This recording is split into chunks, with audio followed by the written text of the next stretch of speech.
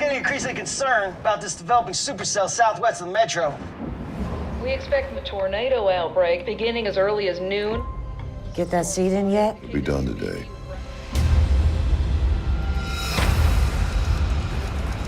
Tornado warnings are just outside our viewing area. But we're under a particularly dangerous situation, Tornado Watch. Don't worry about this. We're gonna get through it. We always do get through it, and we're gonna get through it again. Tornado! Everybody out! Tornado! Follow me this way. Everybody hurry! Are you sure this is the safest place to be? Come on! Do you have any information on a specific location? It's us. A tornado warning has been issued.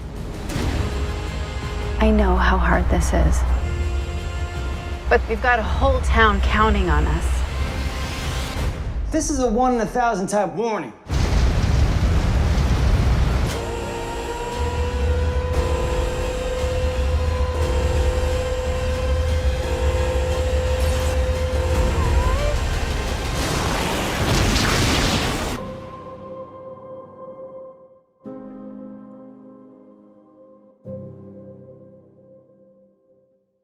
So joining me today are two special guests, Lindsay Gossling, director of 13 Minutes, and co-writer and certified storm chaser, Travis Farncombe. Welcome. Thank you so much. Thank you for having us. Yeah, so Thank you. Lindsay, is this your first director debut? This is my first feature film. Yes, I had a long career in non-scripted before, so I have directed many things, but this is my my dramatic directorial debut. Congratulations. And my first question to you both, what was the inspiration behind the film, this disaster thriller, 13 Minutes? So Travis, sorry, no, Trav, go for it. I mean, okay, so I am a storm chaser and have spent, many days and years down traveling Tornado Alley, and have known Lindsay's career for a long time. And we got together and said, let's make a tornado movie, but let's make it right. Let's make it real. Let's make it about people. And I think that we decided that we were going to make a movie that's action-packed and thrilling and about tornadoes, but it was going to really show you what this day is about. And we weren't just going to focus on storm chasers. We were going to dive in with people who are actually impacted and talk about lives. And so I think that's what we strive for, and I think that's what Lindsay directed so beautifully. Mm-hmm. Because it's based on 4 families, and it's and they all come together at the end, coming, I guess, inner peace with themselves, right? And the first scene, starring Heche, she's reading a book, and it seems so quiet. Then all of a sudden, something's going to happen, and it just takes you in. So, tell us, based on 4 families, why did you pick the 4 families? I mean, and diversity, right? Which is great. Absolutely. So, Travis's work he does a lot of work with a company called Impact WX, and a lot of what they try to do is get people to respond properly to weather warnings, because so many people, when the tornado sirens go off, instead of getting to shelter and getting to safety, either ignore the messages completely, they're out there Instagramming it instead of getting to shelter, or they don't understand or don't know what to do because of mixed messaging and confusion, or they don't understand because of language barriers.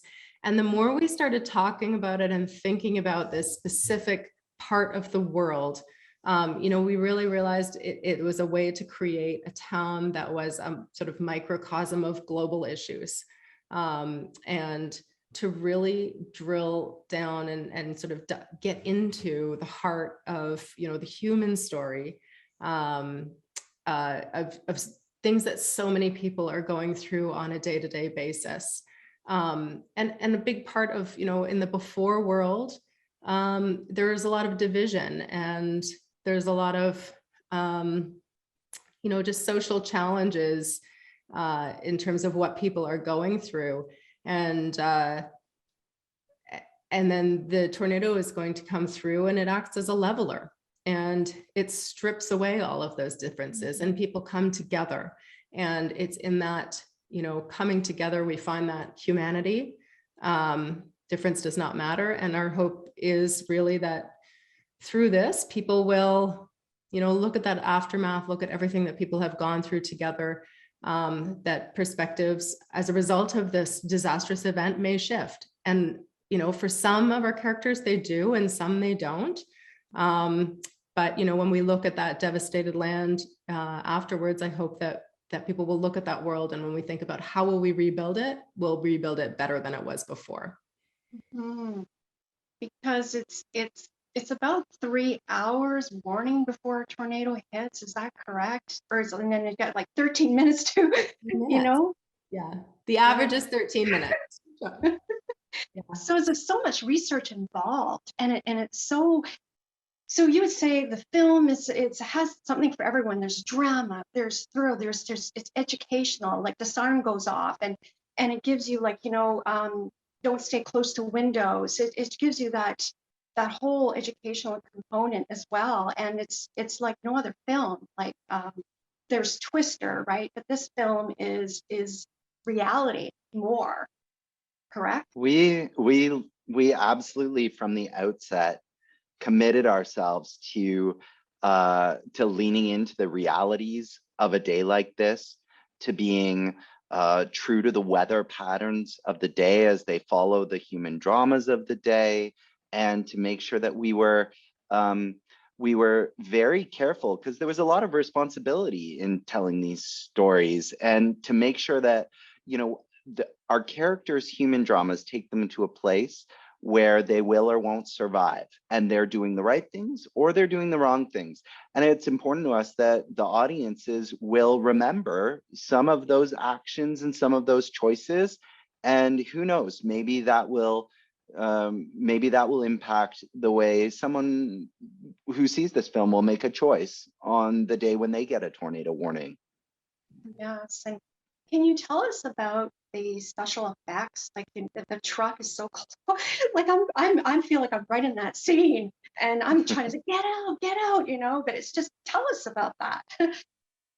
Yeah, I mean, we had a phenomenal visual effects team. And again, you know, as we've been saying, realism was so important to us, and being naturalistic and true to nature. And our VFX team really worked with us on that to make sure that even in those moments of absolute destruction, you know, it was real.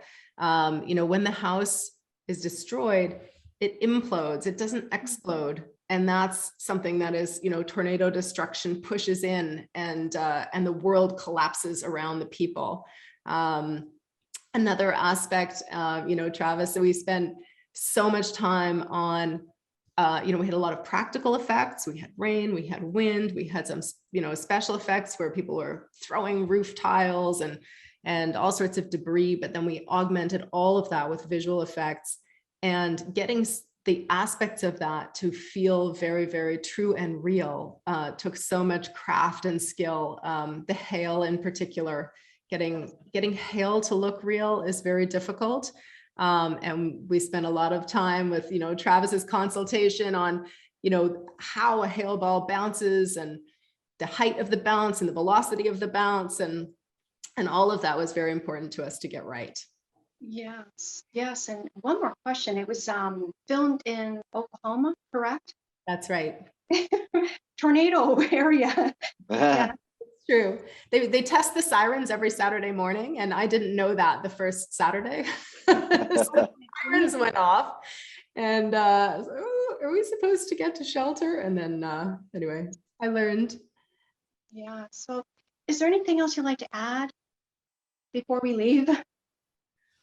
We would just love people to go and see this film. You know, it's been a real passion project and a labor of love. And, you know, we hope that the film is, again, a thrilling, exciting disaster film. And it, you know, we have the excitement of the tornado, and yet we also have a really compelling human drama and human story at its heart. And we hope people will go and see it, and we hope they will talk about it afterwards. and most importantly, just hope they enjoy it. Thank you. And Travis, would you like to add anything? Yeah, I'll say, I think, you know, I've been a tornado geek since I was 12 years old, and I can say with conviction, this is the tornado movie, and it's because it is so gritty, so real, and because it has heart. So I'm just so excited for everyone to see this film and enjoy it. Thank you very much, and congratulations. Thank you. Thank you for having you. us.